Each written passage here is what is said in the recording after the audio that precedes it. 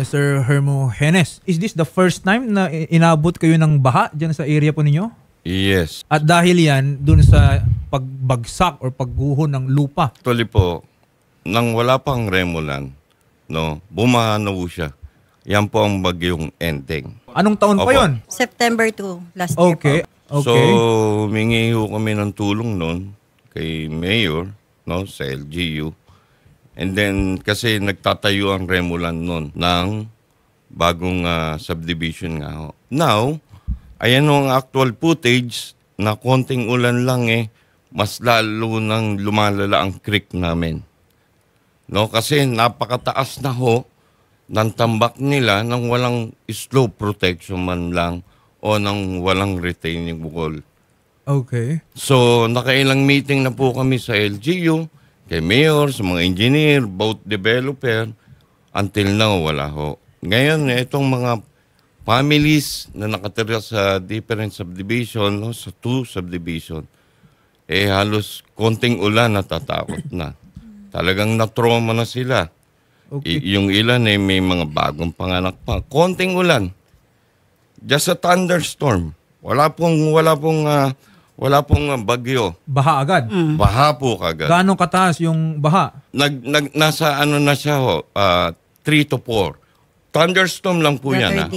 3 hours, 2 hours lang po yan. Okay. Paano yung pag bagyo na ho? Ilang subdivisions po ba yung naapektuhan po dito? Dalawa po.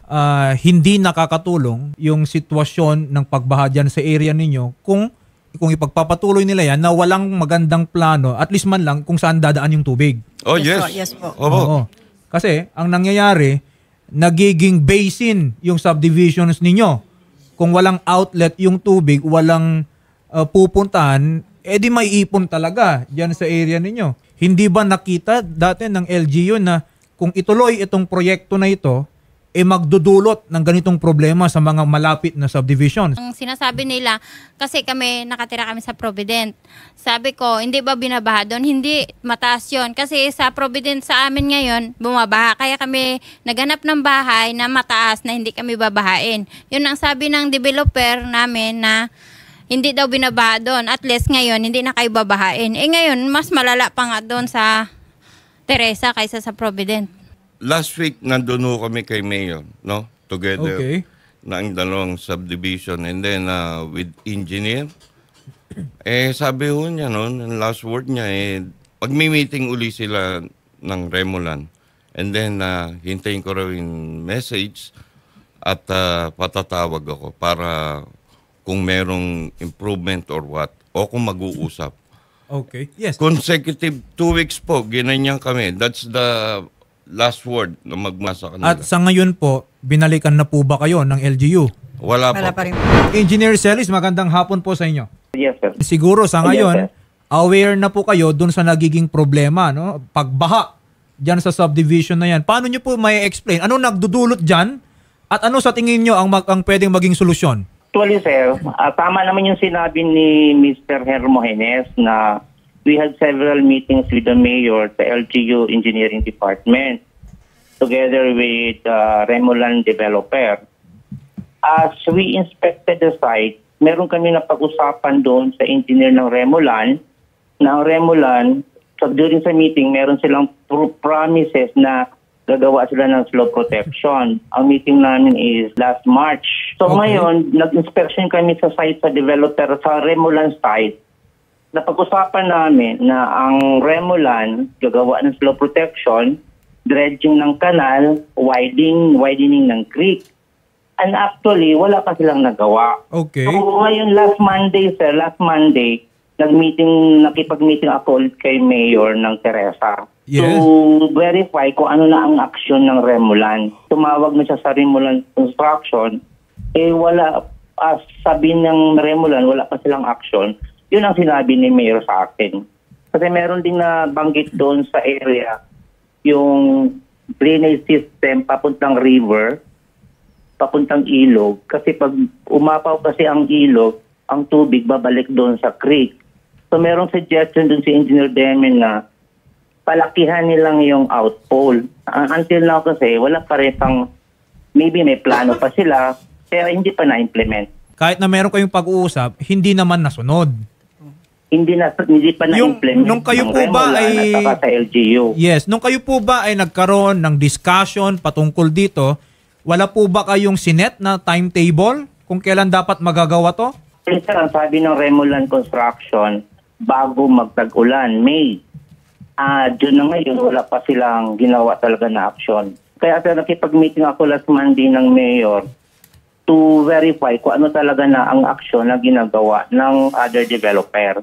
Kasi sir, nandun na kami 2013 pa kasi yung Bloomfield Teresa. Tapos na kami. And it so happened na gumawa ng bagong subdivision Remolan. Ang problema lang is, tinaas nila yung elevation, mas lalo talaga yung mabaha ang mga subdivision na katabi nila. The PNP Housing and the National Housing Authority Housing. Magandang hapon po sa inyo, Engineer. Yes, sir. Good afternoon. Engineer, lalo na ngayon, tag-ulan na ngayon. Nakita namin yung mga videos, yung creek, nagmumukang ilog. Grabe na yung pangamba ng mga subdivision homeowners.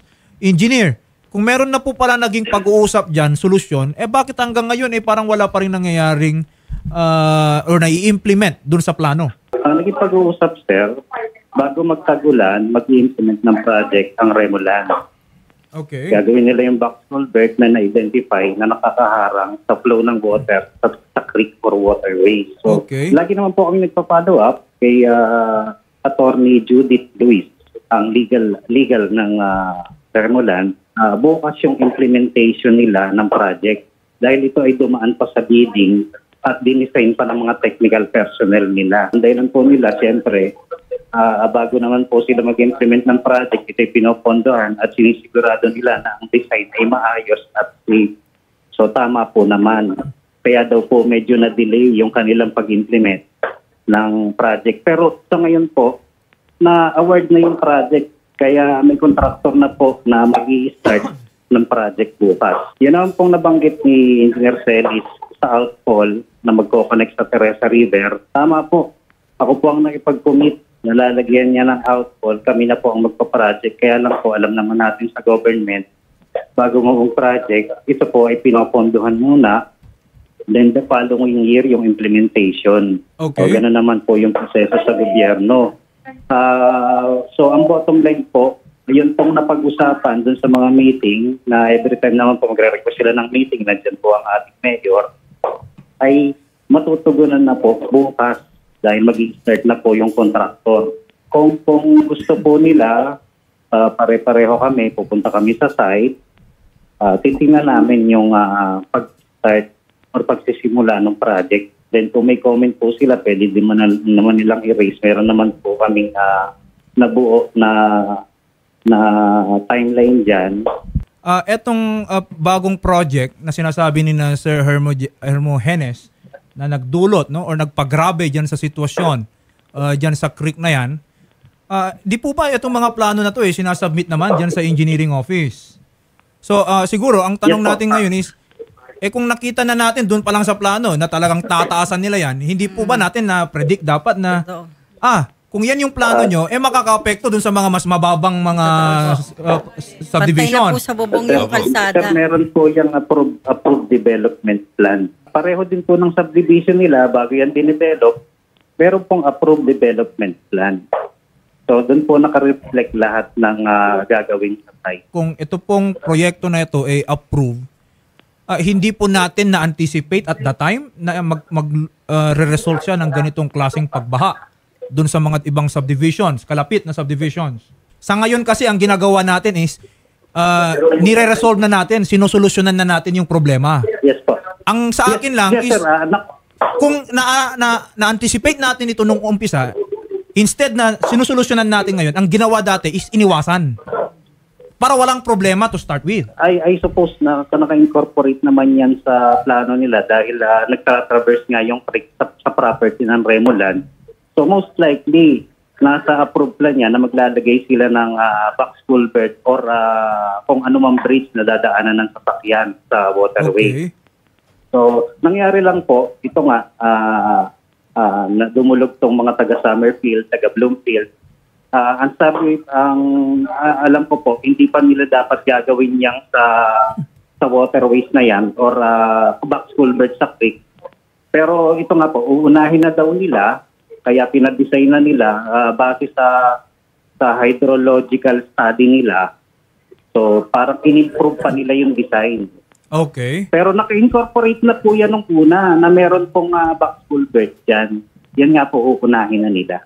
Kung nagbigay na po ng timeline or rather start date yung implementation, sabi po ninyo kanina, bukas na bukas, magsisimula na yung implementation ng anumang napag-usapan nila. Yes po, as per Attorney Judith Luis po ng Remoland, yun po ang sabi niya sa akin. Mabuting balita po sa amin yan. Natin silang mapuntahan sa site bukas. Okay, that is very good to hear, no, Engineer Demen. Pero at this point, siguro, dahil may panibago na namang i-introduce dyan, ang fear ko lang is baka naman, may ilalagay tayo dyan, baka naman magdulot ng panibagong problema. Pag-aralan po natin ng mabuti para kung mag-introduce tayo ng solusyon, it will not cause another problem.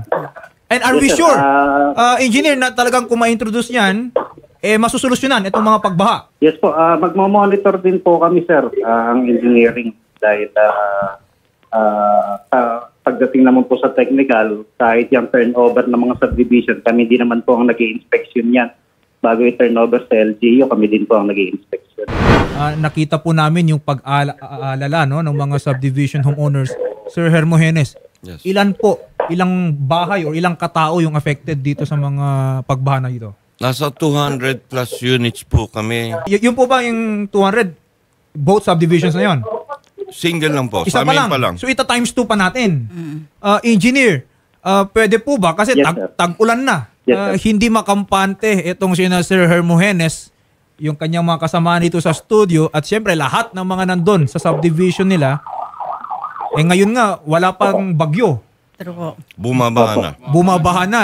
Engineer, wag na po sana nating hintayin na umabot pa sa point na may masama pang mangyari dyan sa subdivision na yan bago natin i-consider ito na urgent. Yes, sir. We will conduct inspection and monitoring sa i-implement na project ng Remoland. From time to time, nasa site din po kami. Huwag po kayo mag-alala. Opo. At bukod pa po dyan, no, kasi baka naman simulan nila, pero hindi naman bibilisan.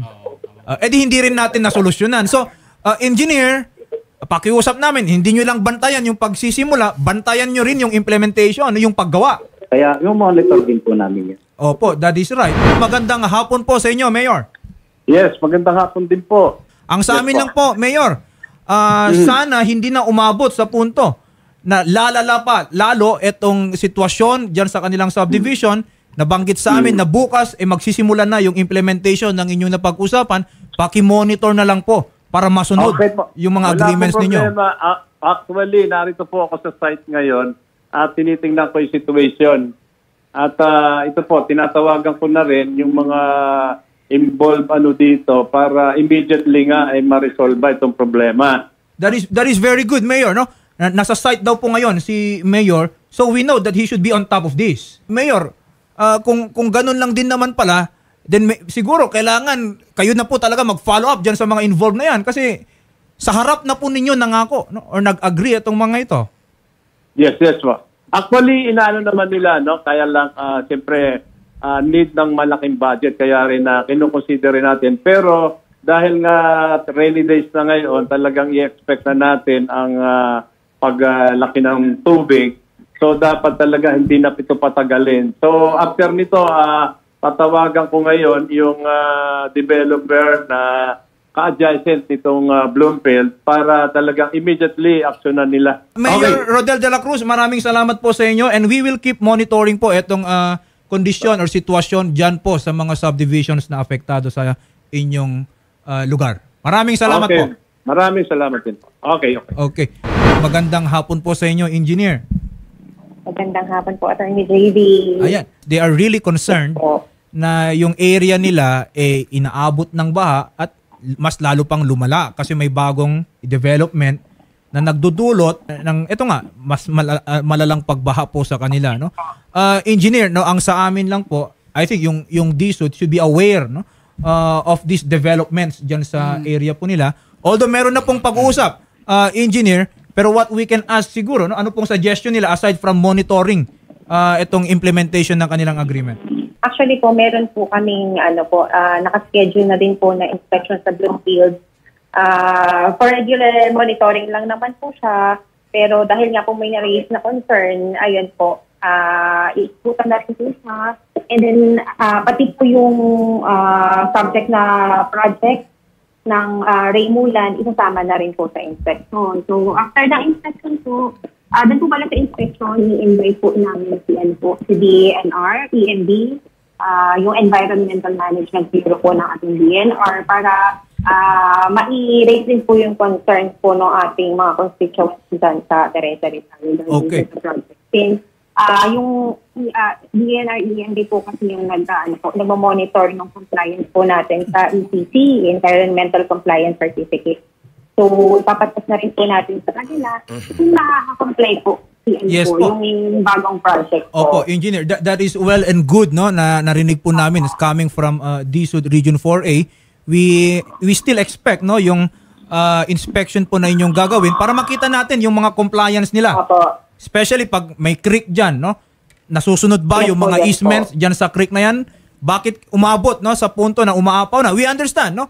Na minsan lumalakas yung mga ulan, dumadami yung tubig, pero kailangan din po nating inspectionin, Engineer. Baka naman kasi may mga ibang structures dyan na wala dapat. So, Yes po. umaasa po kami sa DSUD, Engineer Daphne Grace Nunez. Maraming salamat po sa inyo. So, Sir Hermogenes, narinig na po natin. Even po. the mayor, no, nakausap po natin dito. At ang mahalaga ngayon, narinig po natin na bukas daw uumpisahan na yung paggawa. Sasamahan din po kayo ng reporter po namin doon sa area po. Maraming Kung sa site salamat visit po. Sasama po kami. Thank you po. Salamat po. Maraming Thank you po. salamat. Maraming Salamat salamat po. din po sa Maraming inyo sa salamat pagtiwala po. kay Senator. Thank you po. Rapi Tulfo. Salamat po. Magandang God hapon bless po. po. Thank you. Maraming. Kausapin po namin kayo, sir. Ingat po sila. Thank you Thank po. you po.